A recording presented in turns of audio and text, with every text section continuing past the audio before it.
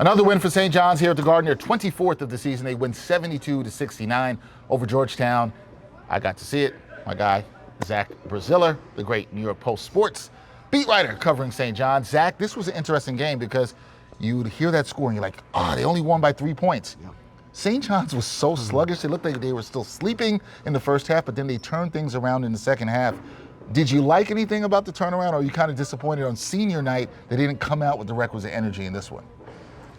Yeah, like they played as well as they can on Saturday, blowing out Villanova. Yep. I thought they'd play better tonight. They didn't, but you know what? They found a way to win. That's all that matters. They outscored Georgetown by 15 over the last 14 or so minutes. That's all that matters, is you find a way to win. You know, that's this team. Last 2 years, this team has found a way, with obviously different players each of the 2 years, but they've found a way when they're not at their best to win, and that's a good quality to have, especially as March comes around. You don't want to be as sloppy and flat, but it happens. You're facing a team that's been losing a lot, who's hungry, who played harder, but you dug in and you won the game when it mattered. So look, all that matters is 24-6, 16-2, tied with UConn atop the Big East. 1 game left. 1 game left. We'll get to that in a bit, but Coach Pitino, he talked a little bit, didn't talk long to the media today, but he did share with us how he felt about this game at St. John's coming back and getting the victory. It was a great win for us. Senior nights are very difficult emotionally for players that we came out flat. My biggest disappointment was that we had open shots and we constantly counted on misses, with the exception of this young man to my right, who never met a shot he didn't like, and came through for us with rebounds, shots. But I'm a little disappointed, but elated we won.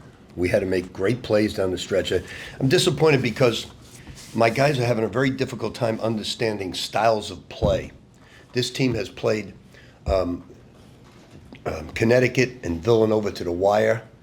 They keep it close with tempo, and I tried to explain that to them, and they just thought it was another game. So they weren't mature enough to understand styles, and that was very disappointing as a coach. But we had to really dig deep because we didn't have it to win, and that's what it's all about with a good basketball team, digging down. So we did a lot of good things with 10 minutes to go in the game to come away with a victory. Okay, so you said it. They get the job done. They get the win. You cannot talk about the second half of this game without talking about Joson Sanon. He was tremendous with his shot, hitting shots from the outside, and hit some big shots with confidence. They don't win this game without him. You can talk about Zuby, and we'll get to him in a second, but they don't win this game without Josan in this one. Yeah, I mean, look, that second half performance is kind of what you thought you were getting when he transferred in from Arizona State. He's a guy that people think has NBA upside, and you know, he's had a few games here and there. He's made some big shots, but he hasn't given you a half like that in a while, and he was terrific. You know, he made threes. He had 6 rebounds. He's really working on his defense. It's still a work in progress, but he's definitely working harder to become a better defender. You know, it's funny. Saturday we saw Ian Jackson to break out. Today it was Joson Sanon. Could ever get them together, then maybe you have something. But we haven't seen that all season, right? The Joson Sanon game and an Ian Jackson game at the same time would be really scary for the Johnnies if that happened. You know, I've been saying it all year. I mean, those guys might determine this team's ceiling in March. You know, they, especially when you're facing bigger teams and you need to make shots. And I thought Ian Jackson gave them some pretty good minutes there in that second half as well. They need these guys to make shots, and look, I think you take it. Some bright spots from these guys as they're only sophomores as they're moving along here. Yeah, so sophomores got to grow up. Sometimes it was a great game for Josan to grow up in this one. And Zuby Ejiofor, he talked about his teammate and the big shots that he hit in the second half of this one. You know, that's the Josan that we need, you know, each and every night.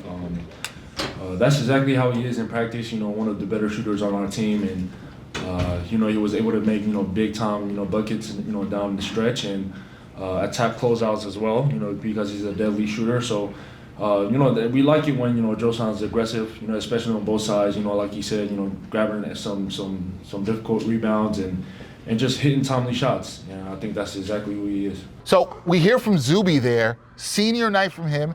You talked about it. You knew the crowd would be packed. He got honored. He has another big game with 23 points. The captain did his thing. At this point, we're not surprised at anything we see from Zuby and his leadership, and we expect him to be named Big East Player of the Year. Yeah, he's going to be the Big East Player of the Year. I think he's going to be a second or third team All-American when that comes out. Just a remarkable 2 years for him here. Last year, I thought he should have been the Big East Player of the Year. As good of a year as R.J. Lewis had, Zuby was their most valuable player. He was their rock on defense, and this year he's taken his game up to another level. Only high major player in the country leading his team in rebounds, scoring, blocks, and assists. Does everything. Tonight was just typical Zuby. You know, he scores, he rebounds, he distributes. I think he's an NBA player. I was just about to ask you that. We'll see, but yeah, I mean, look, it's such a good draft. It's an absurdly good draft. You know, maybe sneaks in late first, probably more like early second. But teams are going to love him when they meet with him. He's an incredibly hard worker. You know, he might have to take the same path. I think he'll get drafted, but he might have to take the same path as some former St. John's guys, Julian Champagnie with the Spurs, Danish Jenkins with the Pistons, where have to prove themselves in the G League and then take advantage when that opportunity comes. But I mean, he's the kind of guy you want on your team. I don't think there's any question. Yeah, we even heard after the game, we heard Ed Cooley talk about the fact that he sees him playing at the next level on the NBA roster. You think he's an NBA guy. I'd always wanted to get your thoughts on that. But Zuby also shared with us his thoughts on playing his final regular season home game here at the Garden and what it meant to him. It was an emotional night. It was everything that I thought it would be. And I appreciate them. My family was obviously out there as well, and guys were saying I was going to cry, but there was no tears shed. So, but it was special. It was a night that I wouldn't forget, and obviously it's a lot better coming out with the win. Okay, Zach. So here we go. We've been moving through the season. One game left in the regular season. That is Friday night at Seton Hall. St. John's still have a chance to win the Big East outright, but they need UConn to slip up here. They win on Friday. That helps them clinch at least a share of the Big East title. What are you looking forward to going into that matchup on Friday night? Yeah, look, it's a rivalry. Seton Hall had St. John's down 15 here. St. John's came back and won. Seton Hall nearly won at UConn on Saturday. They went out to Xavier, beat Xavier today. Seton Hall's had a great year when you look at their NIL payroll. You look at the talent on that roster. Seton Hall's, they're not barring, beating St. John's and maybe beating UConn in the Big East tournament. I don't think Seton Hall's going to the NCAA tournament. They've had a really good year. They're tough. They're physical. They play really good defense. Yeah, St. John's is going to have to play better to win this game Friday night. I do think you're going to have a ton of St. John's fans there. Chance to clinch at least a share of the Big East title.